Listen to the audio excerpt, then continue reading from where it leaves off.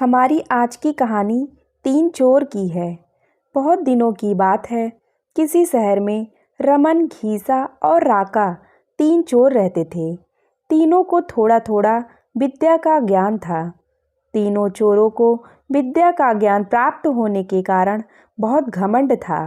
विद्या द्वारा तीनों चोर शहर में बड़े बड़े लोहे की तिजोरियों को तोड़ देते थे और बैंकों को लूट लिया करते थे।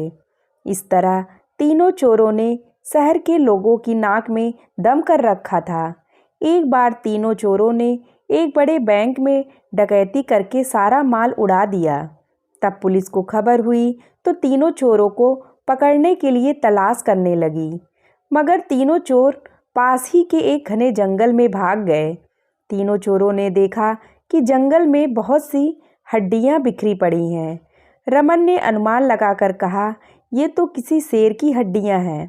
मैं चाहूँ तो सभी हड्डियों को अपनी विद्या के ज्ञान द्वारा जोड़ सकता हूँ। घीसा को भी विद्या का घमंड था, सो वह बोला, अगर ये शेर की हड्डियां हैं तो मैं इनको अपनी विद्या द्वारा शेर की खाल तैयार कर उसमें डाल सकता हूँ।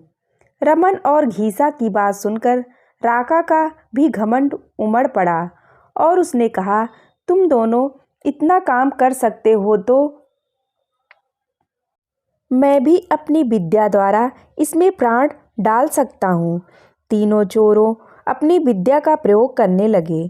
कुछ देर बाद रमन ने सारी हड्डियों को जोड़ दिया और घीसा ने शेर की हूबहू जान डाल दी। थोड़ी देर में तीनों चोर सामने एक जीवित भयानक शेर को देखकर थर थर कांपने लगे, मगर शेर के पेट में तो एक दाना नहीं था। वह भूख के मारे गरजता हुआ तीनों चोरों पर हमला कर बैठा और मारकर खा गया। शेर मस्त होकर घने जंगल की ओर चल दिए।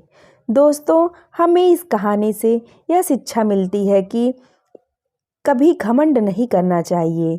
घमंडी को हमेशा दुख का ही सामना करना पड़ता है।